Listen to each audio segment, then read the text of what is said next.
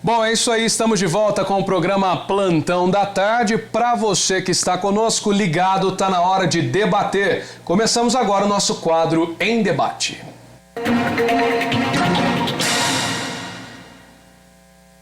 Todas as terças e quintas-feiras nós temos temas de relevância colocados em pauta em âmbito municipal, estadual e até nacional. São duas opiniões levantadas pelos nossos debatedores para que você possa construir a sua opinião. E hoje nós vamos abordar a importância do debate com os candidatos à Prefeitura de Poços de Caldas, promovido pelo Grupo CIOF de Comunicação, amanhã na sede da 25ª Subseção da Ordem dos Advogados de Poços de Caldas. E além disso, vamos debater também sobre os candidatos a vereador de Poços que partem nesses últimos dias para buscar o voto dos indecisos.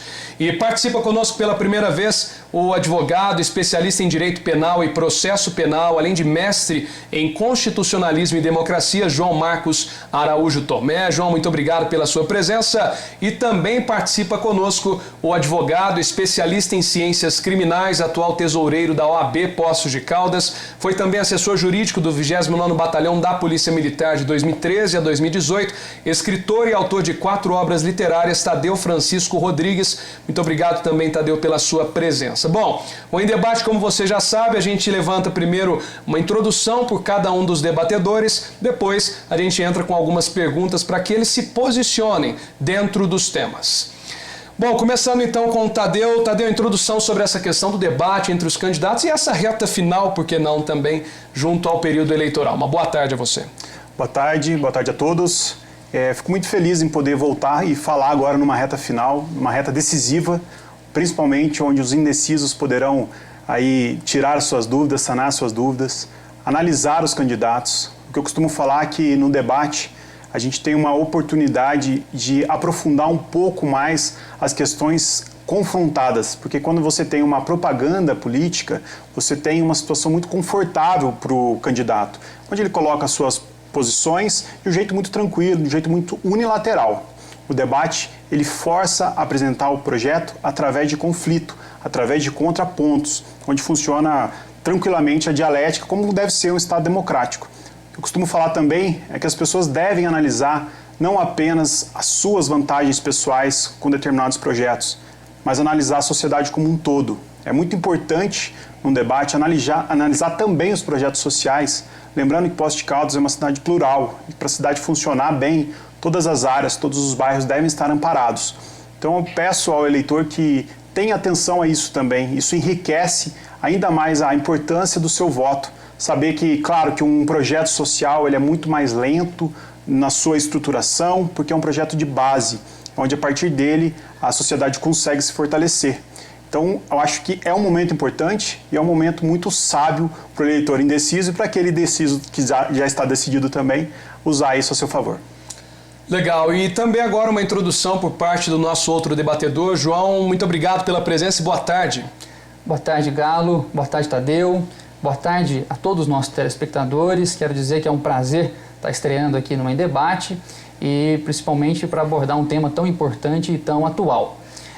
Eu tenho dito que estas eleições elas foram bastante diferentes, né? Um período mais curto, desde as últimas eleições tivemos essas mudanças, né? De 90 dias para 45 dias. O horário eleitoral também mais restrito, passamos de 20 minutos para 10 minutos nos últimos anos. E um cenário especificamente aqui em Poços de Caldas de fragmentação, né? Um número recorde de candidatos a prefeito e a vereadores. Então, tenho para mim que o debate nesta eleição de 2020, até por ser realizado o primeiro debate no final, na semana final da eleição, terá uma importância ímpar na decisão do eleitor. Nós temos aí, até o momento, as pesquisas demonstram que a eleição ainda está aberta e eu também tenho dito que a melhor estratégia do eleitor num cenário de fragmentação é a comparação. Comparar projetos, comparar propostas. E penso que não há momento mais oportuno para exercer da melhor maneira este ato democrático do que num debate em que os candidatos são confrontados ali um contra o outro de maneira aberta e de forma democrática. Então, tenho a certeza que deste ano o debate da TV Plan será um debate muito requisitado e decisivo para decidir o voto do eleitor. Beleza. Bom, o Brasil ele entra nessa semana na reta final das eleições municipais, com o primeiro turno ocorrendo no domingo, dia 15 de novembro, no caso de Poços de Caldas, turno único. Em meio à pandemia serão escolhidos prefeito e também vereadores dos 5.570 municípios brasileiros. Em Poços de Caldas, 117.927 eleitores devem ir às urnas nesse domingo. E o Grupo Cioff de Comunicação, pensando em você, eleitor, promove nessa quarta-feira, amanhã, o debate entre os 9 candidatos à Prefeitura de Poços de Caldas, para que você fique bem informado, conheça as propostas apresentadas pelos candidatos, e o debate será transmitido, lembro você, a partir das 8h40, às 20h40, pela TV Plan, também pelas rádios Jovem Pan e Band FM, além das redes sociais da TV Plan. Bom, para a gente começar o nosso debate aqui hoje, Tadeu, é importante também que seja feita uma análise da postura de cada um dos candidatos. Claro que cada uma das posturas, sendo elas mais defensiva, mais ofensiva, mais propositiva, cada uma dessas oportunidades pode apetecer cada tipo de eleitor também, mas essa análise deve ser feita, A análise de conduta do candidato ela é de suma importância, até para ver se tem coerência com o jeito que o candidato se põe, com a forma de agressividade que ele tem, com o trato dos temas do que está no plano de governo dele. Porque muitas vezes você pode ver o plano de governo dele, sentir que ali tem um preparo, ali tem um material muito rico, mas a hora que aquele candidato vai falar, ele está preparado de fato para assumir uma liderança do executivo? Ele está preparado de fato a mergulhar em todas as áreas sociais do seu projeto? O debate serve para isso também. Claro que a gente não pode reduzir a potência do candidato apenas naquele momento. Ele tem que ser através de um combo, através de uma análise detalhada, através de uma leitura de projeto. Porque eventualmente o candidato pode ficar nervoso, ele é ser humano também, ele pode esquecer de algum dado, dar algum dado incorreto. Mas o preparo de uma liderança de município, ela deve ser sim colocada à prova. E o debate, ele serve para ser, eventualmente, até um divisor de águas da postura do candidato ao seu projeto. Que eu acho que tem faltado muita coerência quando a gente vê grandes nomes políticos do alto escalão brigando nas redes sociais como crianças da quinta série, agredindo um ao outro com palavrões, com apelidos jocosos. Isso mostra um despreparo e mostra uma fragilidade das pessoas que detêm o poder. Então a gente deve sim, como eleitor, saber que essas pessoas que vão assumir determinados cargos, elas têm que estar aptas àquilo. Estar apta de um jeito sereno, apta ao diálogo. Eu costumo falar que em tempos tão sombrios como tem sido, em tempos tão odiosos de rompimento de qualquer tipo de diálogo, o candidato que consegue conversar com todas as áreas, consegue conversar com o empresário, consegue conversar com o pessoal da classe mais baixa, consegue conversar com os estudantes, com o pessoal da área da saúde, que consegue intercalar e ter uma boa habilidade de comunicação, ela tende a ter um governo melhor. Então, o debate, sem dúvida nenhuma, é para você também adicionar ao seu combo de análise esse tipo de comunicação e esse tipo de ideia. Agora, João Marcos, é interessante essa sua fala da questão que essa eleição tudo tem sido diferente, E assim também no debate será bastante diferente, afinal, pelo menos o do Grupo Cioff de Comunicação, em se comparando com há 4 anos atrás, nós tínhamos público, nós tínhamos mais pessoas no auditório e devido aos aspectos da pandemia, poderá apenas o candidato estar presente com um assessor, Isso também vai ser diferente de anos anteriores e é uma análise que a gente também observa, da questão desse nervosismo e tudo que, acredito eu, que antes poderia ser até um pouco maior, não é verdade? Sem dúvida, Galo, nós estávamos acostumados a um modelo de debate até de plateia, em que os diversos candidatos traziam ali os seus cabos eleitorais, aqueles integrantes principais das campanhas e em muitos momentos, devido a determinados acontecimentos do próprio debate, era comum ali uma manifestação mais acalorada de uma das torcidas, o que exigia até do próprio mediador que interviesse. Então eu penso que nesta perspectiva o debate deste ano será um pouco mais calmo, permitindo com que nós possamos ter uma análise assim mais racional, mais fria do desempenho dos candidatos, O ambiente externo do estúdio não deverá afetar a postura e o desempenho do candidato durante o debate.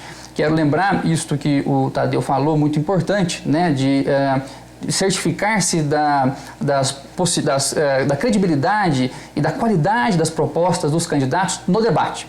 Eu tenho dito que papel aceita qualquer coisa. É muito importante os programas de governo, todos os candidatos apresentaram, e isso está disponível ao eleitor, e recomendo que o eleitor consulte nas bases de dados oficiais, né, vale dizer, do Tribunal Superior Eleitoral, lá no Divulga Cand, para certificar daquelas propostas, dos compromissos que os candidatos estão assumindo. No entanto, nós sabemos que aquilo não basta. Então, o debate é um momento muito oportuno para o eleitor se certificar se o candidato tem a perfeita noção daquilo que ele está propondo e da realidade da máquina pública para os próximos 4 anos, que nós sabemos que serão anos desafiadores. O pós-pandemia será desafiador. Eu estou bastante curioso para saber o posicionamento dos candidatos em relação a como gerir uma máquina, uma prefeitura que já vinha, né, em situação fiscal difícil, num cenário pós-pandêmico em que se espera aí uma redução de atividade econômica e uma redução de orçamento. Eu penso que essa pergunta ainda não foi devidamente esclarecida por nenhum candidato nessas eleições, e o debate será o palco adequado para que isso ocorra. Então, mais uma vez, eu reforço aqui que o debate este ano, também pelo cenário da pandemia e do pós-pandemia, terá uma importância relevante. E acrescento que, com relação às posturas de candidatos, brigas, me parece que nós temos amadurecido muito nos últimos anos. Aquilo que foi visto em campanhas passadas, me parece que o eleitor não admite mais. Há um desejo por discutir propostas. E quero lembrar que a fragmentação política que nos levou a esse quadro de pulverização de candidaturas a prefeito fará com que os grupos políticos que saírem derrotados dessa eleição terão que compor, o prefeito vencedor terá que compor com os grupos derrotados, uma vez que dificilmente o grupo político que vencer a eleição majoritária para prefeito terá maioria na Câmara, né? Dificilmente uma chapa vai eleger mais da metade dos vereadores, porque são muitos candidatos. Então, isso potencializa a necessidade de que haja aí a criação de pontes, de diálogos entre as candidaturas, e nesse sentido o debate deve ser mediado, deve ser exercido de forma republicana, até mesmo para que essas pontes não sejam aí quebradas. Legal. Bom, para a gente falar um pouquinho também sobre essa campanha dos candidatos às eleições municipais, né? Entra nessa reta final, como citamos, também para a vereança, né? Também para as eleições proporcionais. E mais uma vez é interessante que todos nós possamos observar esta exposição de ideias durante uma última semana. Agora faltam 5 dias para que a eleição, que o grande dia das eleições, né, a festa da democracia seja colocada em prática. E os candidatos a vereadores, né, são 272 candidatos a vereador no total. E essas atividades se acaloram também neste momento, não é mesmo, Tadeu? Muito. Eu acho que esse fenômeno do interesse pela política que surge após um embate muito grande que a gente teve na eleição nacional passada, acabou também gerando muito interesse em pessoas muito capacitadas. Acredito que a nossa Câmara Legislativa vai ter uma mudança muito significativa, porque são muitos candidatos, e nós analisamos, eu pelo menos estando na rua, conversando com os candidatos, eu tenho tido e sentido muitos candidatos preparados. Claro que a gente não pode generalizar e falar que todos são preparados, não é isso. Mas muitos sim, de fato engajados, de fato montando projetos viáveis, montando projetos que vão trazer benefícios para a cidade. Até mesmo no nível dos prefeitos. Os prefeitos estão preparados, eles apresentam projetos que de fato pode ser consumado de forma muito específica, eles têm sim um preparo. Então eu acho que esse combo, muito dentro do que o João falou, de ter que ter essa articulação política junto com o prefeito, junto com o legislativo, vai ser um fruto muito desse momento de diálogo. Então se você consegue ter uma campanha limpa, uma campanha honesta, muito provavelmente você vai conseguir fazer alianças honestas e alianças limpas, onde você consegue aproveitar a potência que cada um tem. Porque é muito importante o executivo ter na Câmara um apoio, mas, por outro lado, também ter os embates, ter as discussões, para que não favoreça de uma espécie de lobby, mas sim que governem em prol da cidade. É legal esse tema que você falou, Tadeu, e eu já faço essa linkagem com o João. É interessante esse aspecto, situação-oposição. Pelo desinteresse político, ainda mais neste ano de 2020, com a pandemia, né, por parte dos eleitores, está cada vez mais distante o aspecto vou votar em uma pessoa que seja de esquerda, central, direita. Muito, né, em aspecto dos vereadores, são aqueles que são conhecidos, são mais próximos e tudo. Como que o senhor analisa também esse aspecto do posicionamento político no aspecto macro, né, que nós teremos em nossa Câmara de Vereadores? Olha, eu vejo como positivo a perspectiva de se ter várias forças políticas representadas dentro da Câmara. Quero lembrar que esta é a essência do poder legislativo, né, que é um dos poderes mais importantes. Né, é o poder, a Casa do Povo, a Câmara Municipal. A ideia é que nós tenhamos ali 15 representantes que de fato advenham, né, das mais diversas correntes de opinião e de valores da sociedade poços-caldense. Então, nesse sentido, a divergência e a diferença é uma marca do poder legislativo, que traz para aqueles que o protagonizam, os vereadores, o ônus aí da busca de consensos e busca de diálogo.